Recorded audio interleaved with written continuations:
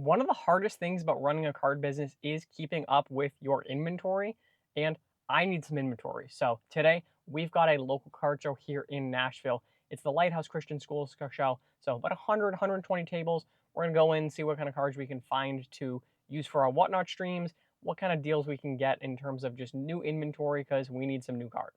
We're also going in with maybe a little bit of hope to do some stuff for the new collector challenge.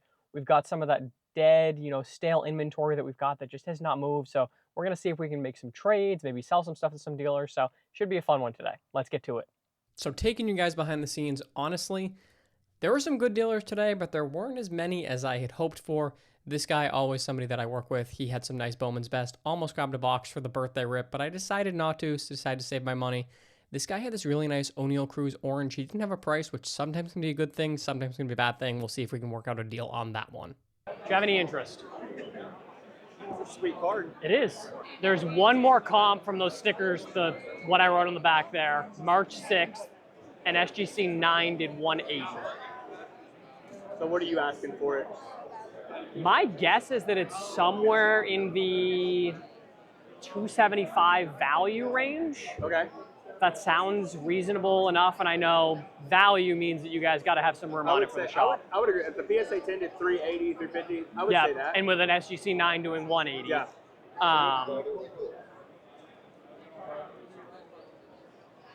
Did you do 240 on it? 240? 240, yeah, that works? Yeah. Awesome, I appreciate it. And just like that, a few hours later, we are all done. I gotta be honest, the show had a little bit less quantity than I wanted today. I'm gonna go back home and show you guys all the cards that we grabbed. We grabbed some really nice stuff, as well as we're able to make some moves for the new collector challenge. So let's show you guys what we grabbed today, and we'll talk a little bit about the show and my overall thoughts. Now, if you guys see any cards here that I'm about to show you that you are interested in, you can find them all on my Whatnot page. Now, Whatnot is an app that's a live selling app. I do a bunch of dollar auctions, and the higher end stuff is buy it now or best offer. So if you haven't used Whatnot, you can download the app using the QR code here on screen or the link in the description. That's going to get you $15 off of your first purchase. You can use that with me. You can use that with any other seller. I am all about singles on Whatnot, but there are people that do breaks. There are people that do, mystery packs, all this and that. So tons of different options. I really have a great time. We are live on Wednesdays at 6 o'clock Central Time, as well as Sundays at noon Central normally. We've got some big shows coming up for the opening day for baseball on March 27th at 6 o'clock Central, as well as the Whatnot Card Show on April 3rd at 6 o'clock Central. Going to be a ton of fun, grabbing some really, really nice inventory, putting some things aside, so you guys aren't going to want to miss that. Again, if you are interested in any of these cards, come on over to Whatnot. Would love to have you guys there, but let's get to the cards. All right, so we are back from the card show. I've got my cards here. One of the things that I will say, though, is that today was more of a slight lean towards quality over quantity. One of the things that has happened at this local card show is there has been a big resurgence in the Pokemon market. And in turn with that, the card show has gotten to be a lot busier, but there's also a lot more Pokemon dealers, which means this show probably used to be about 70-30 Pokemons or sports cards to Pokemon. And now it's more 50-50, if not 60% Pokemon, which just has led to a decrease in the amount of sports cards, the decrease in the amount of sports card dealers that are there, etc. And that is a new challenge for me in my business.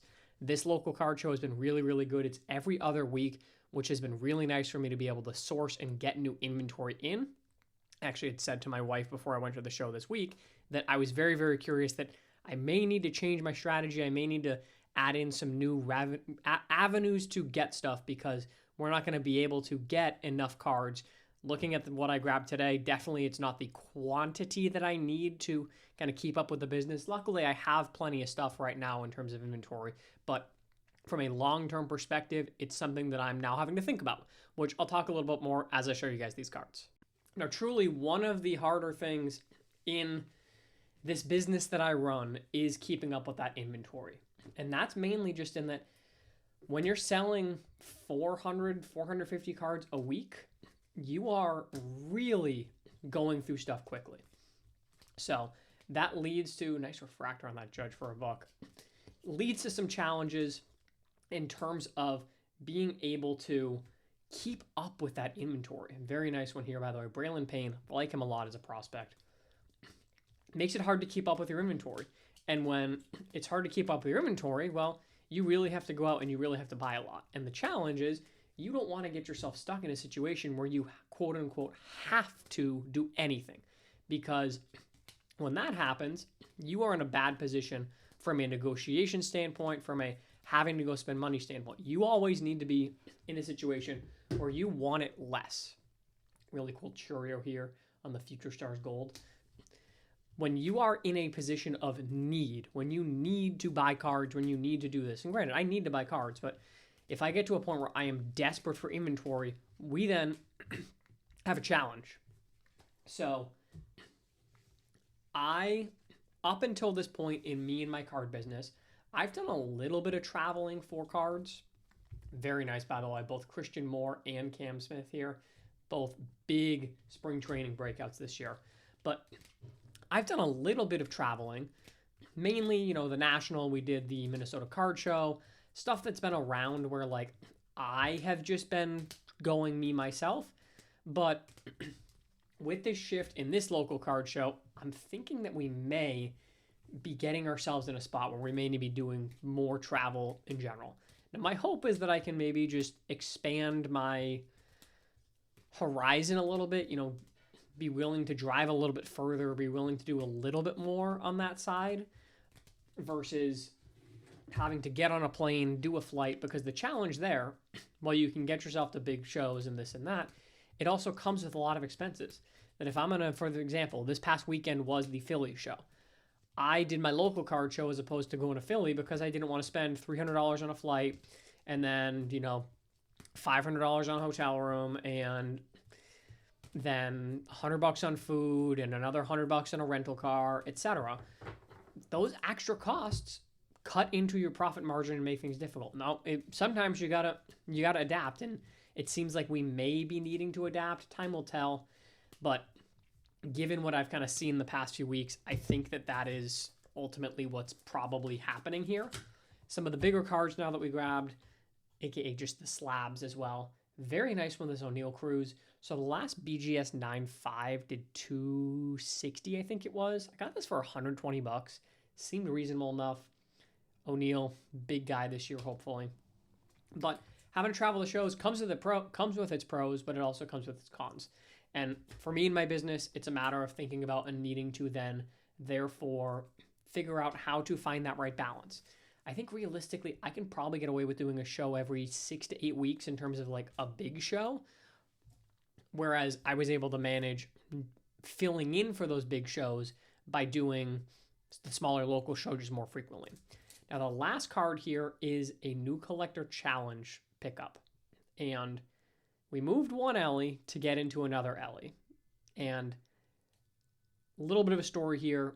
You saw some of the footage, but we grabbed the Elly de la Cruz on the Celebracion Gold in a PSA 9. Now, the story behind this and a little thing to talk about on finding those deals and shopping things around here. Switching back to just this camera here because you don't need to just look at this card. You can look at me and my pretty face. But I was looking to sell, as I mentioned going into the weekend, I was looking to move the Elly de la Cruz Venus. Throwing up a picture here for you guys so if you're new here, you know what that card was. We traded into that at the Nashville show, the big Nashville show. We had $120, I think, maybe between $100 and $120 into that Elly. Now, when we bought it, it had a $180 sticker on it. Comps went all over the place, but recently there were some good comps. I just was getting no movement with it on eBay. I had it for a month, and that, stale inventory, you need to do something with it. I don't want to sit on it for too long. Now, I know that I moved one Elly into another one. I'm hoping that this one is rarer. This one is in a PSA slab versus an SGC slab. But when I went to this dealer, he had a $425 sticker on this Elly. I was able to talk him down to $4, but he didn't really want to wiggle too much, and I can't blame him because the last sale on a PSA 10 for this was north of $1,000, and an out of 99 is doing 300 plus. So for a gold out of 50, I thought 400 was a reasonable value. Now, at that point, we're not liquid enough for the new collector challenge to come buy this card. However, we did have the Elly Venus. Now, he wasn't interested in the Elly Venus, even though I offered him the Elly Venus for and $200 cash for this card. He said, no thanks, I can't really do that. I'm going to stick with what I got. Totally understandable. I then went around, and this is the benefit of shopping around your card. I went around and I found a dealer who was willing to buy the Elly Venus for $240 cash, which meant we just gained 40 bucks, which cut down our cost on this, which means that we are now into this card for, I think, basically, let's call it a total of $275, basically.